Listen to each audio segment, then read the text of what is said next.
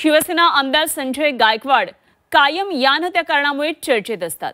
वादग्रस्त विधान किंवा आमदार निवासातल्या कॅन्टीन चालकाला केलेली मारहाण यामुळे आमदार गायकवाड वादात अडकलेत। राज्यात सध्या मनपा झडपी निवडणुकांची आता जोरदार चर्चा सुरू आहे आणि या पार्श्वभूमीवर शिवसेना आमदार संजय गायकवाड यांच्या एका नवीन वक्तव्यानं नवा वाद पेटण्याची शक्यता आहे। स्थानिक स्वराज्य संस्थेच्या निवडणुकीसाठी 3 कोटीपर्यंत खर्च होतो। काही ठिकाणी तर एका व्यक्तीकडून 100 बोकडं द्यावे लागतात, असं वक्तव्य गायकवाड यांनी केलंय।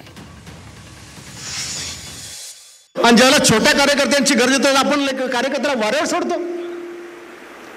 त्यांनी काय पैसे खर्च करून मातीत जायचं?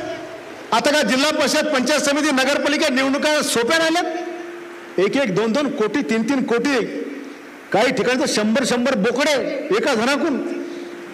इतके महाग निवडणुकीमध्ये कार्यकर्ता उद्ध्वस्त होतो।